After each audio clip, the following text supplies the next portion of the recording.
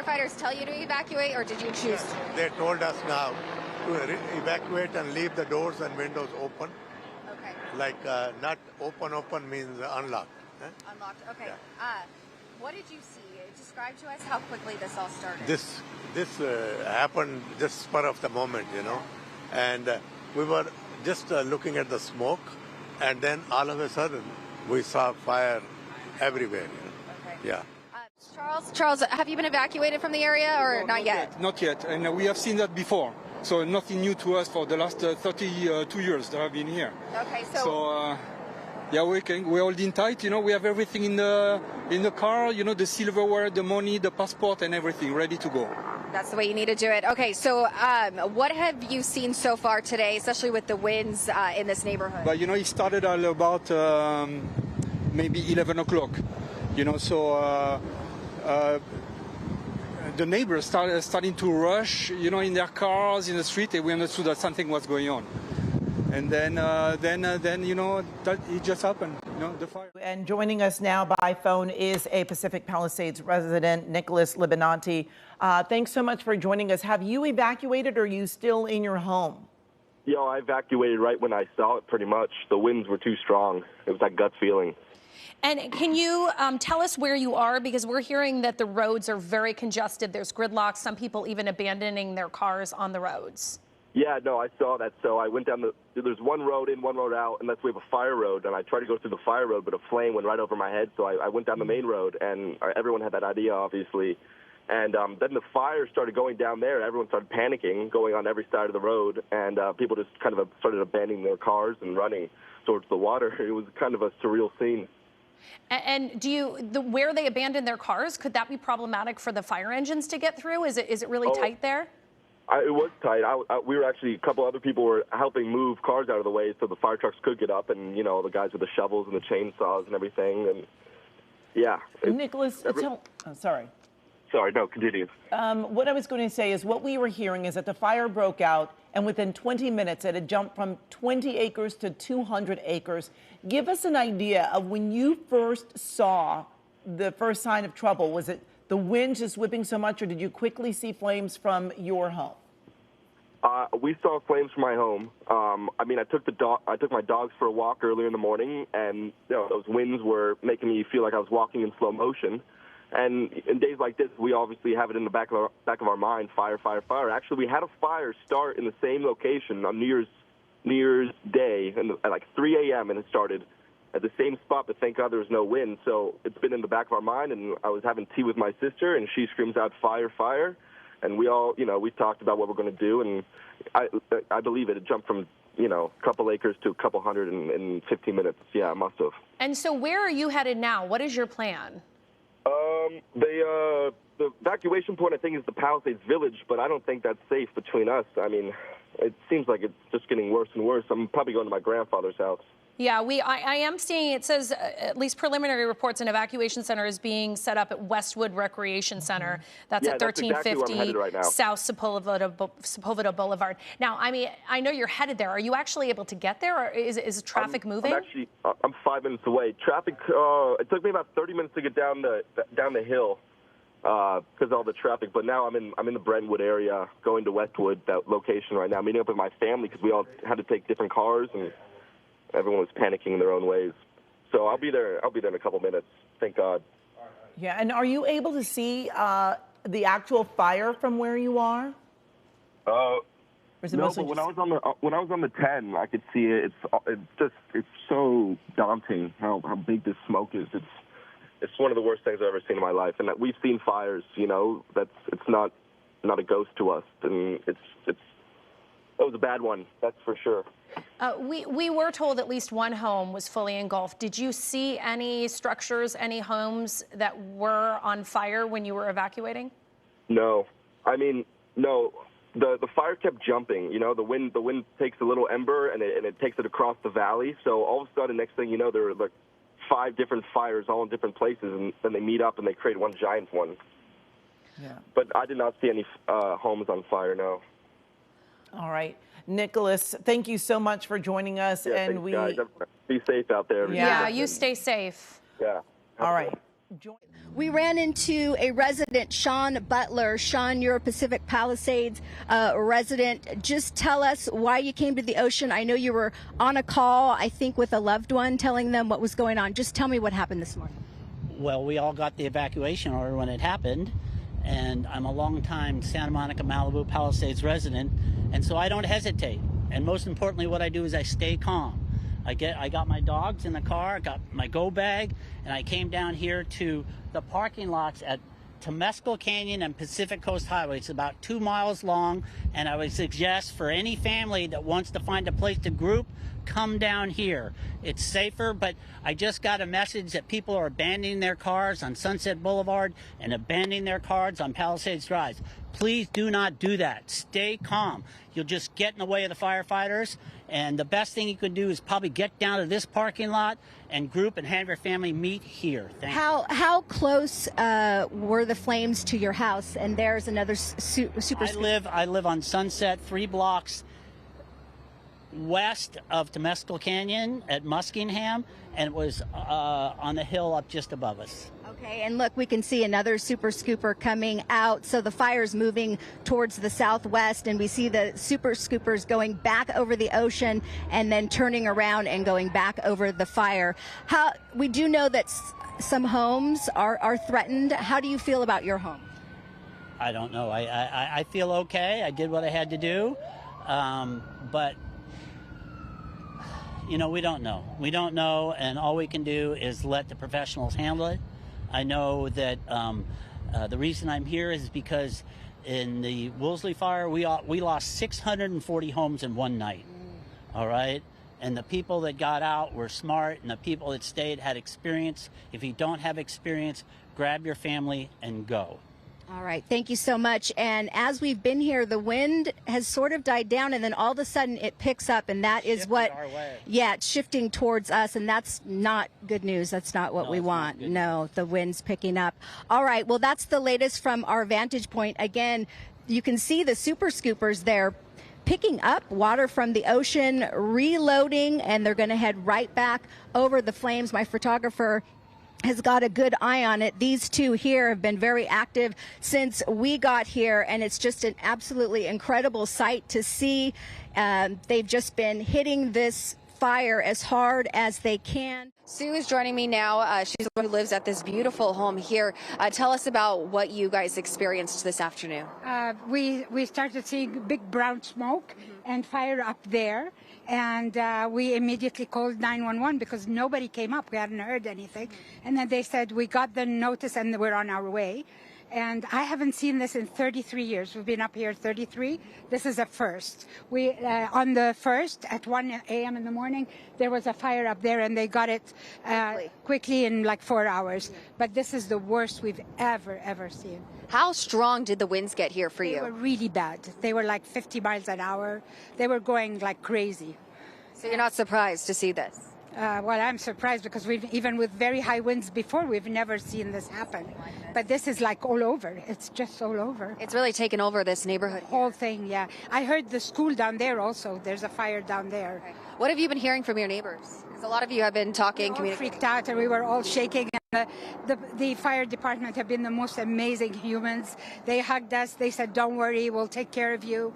And they've been amazing, literally. Has your power been on all day? Yes, the power has not gone off. It has not gone off yet. And Sue is actually, she brought out some food for the firefighters that are here too. So such a sweet woman here who's doing what she can for the firefighters. Victor, why don't you take a look around there? You can see some flames right from her backyard here. Quite a vantage point right here. You can see just how quickly this fire is moving. The winds actually seem calm right now, but we know those gusts will go right back up. But flames just picking up very quickly, even right in front of us. That's a new spot right in front of us, Victor, if you turn right to your left too.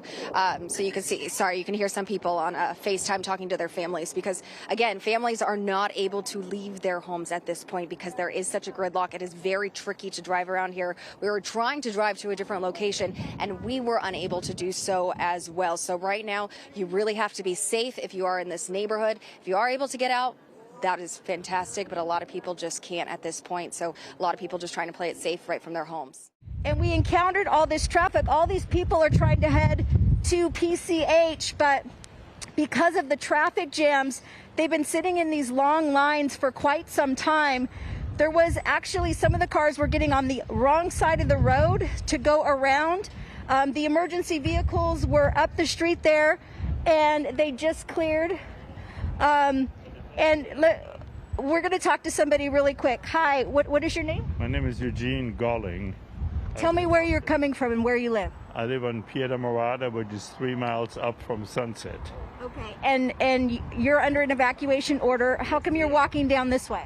Well, because I take the kids to school, and on my way we saw flames coming, so I stopped. I called my wife. She was still up the house with my other son, and they didn't know if they should leave or stay.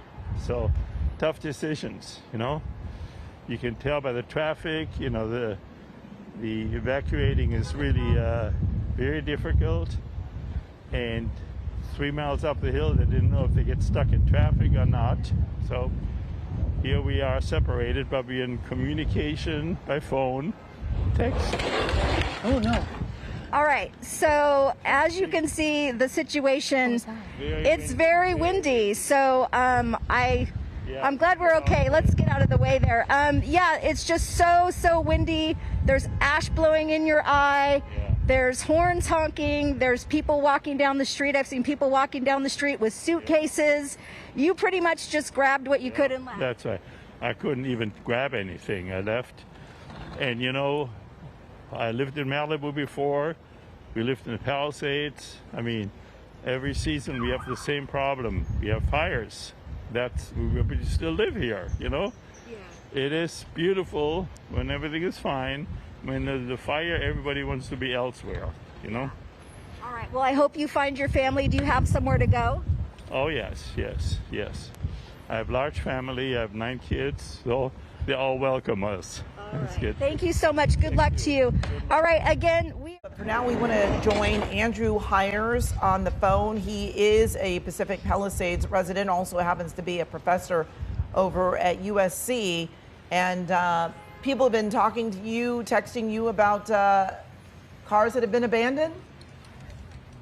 Our good friends abandoned their car on Palisades Drive and walked, is what I heard.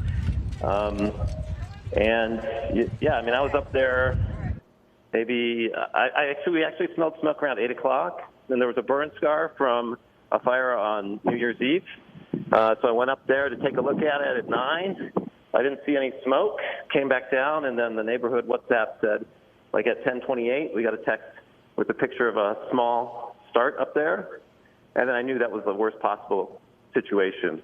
That location and this wind, that basically all of the highlands, all of like the Bienvenida area, Marquez, Upper Marquez Knolls, and probably some of the bluffs, maybe in the village, are at major risk. I've got video of houses on fire at the top of Lockman Lane, on the Enchanted Bay.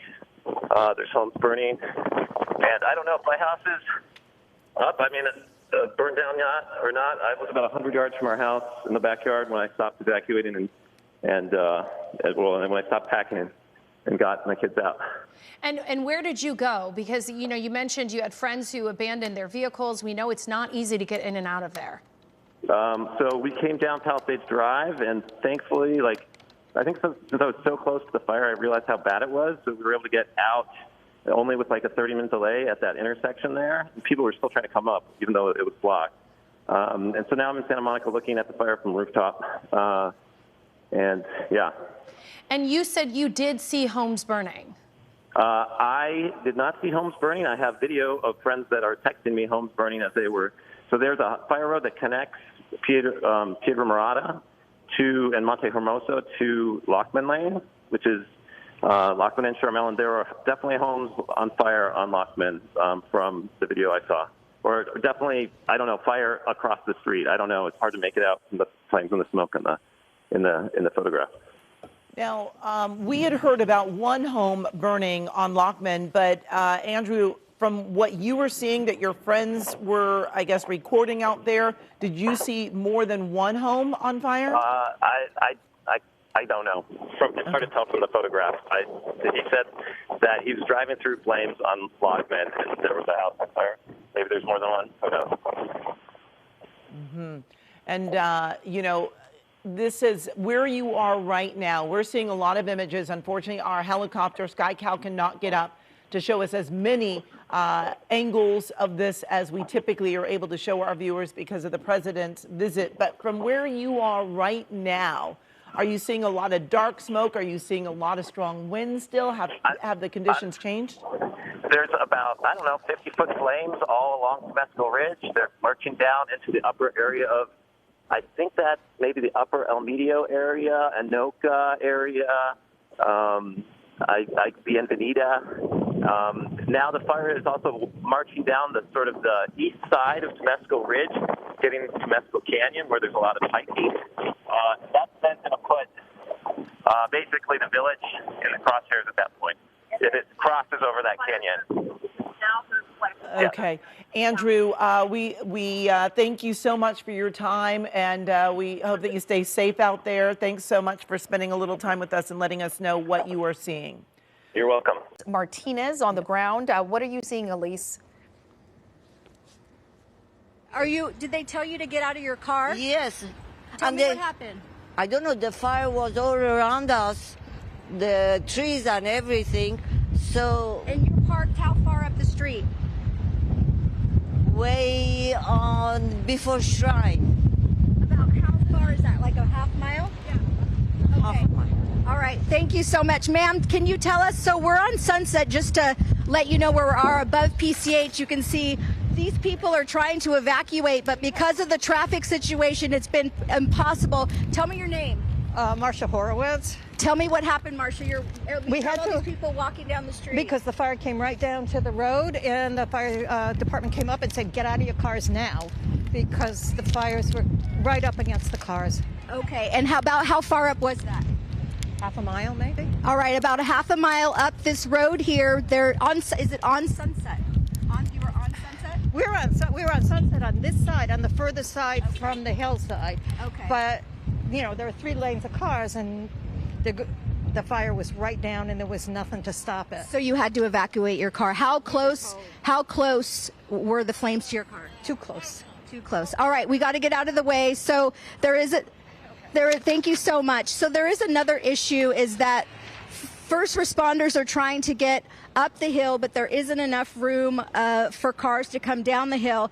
And just in the last 2 minutes, we saw about 10 or 15 people just coming down the hill.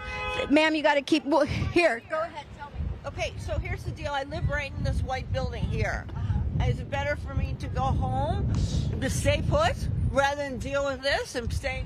I don't know. I think the firefighters are letting people know. I see another woman jumping in a car here. I think you're fine. I think you're safe, but people, let's keep moving. Stay put. I think so.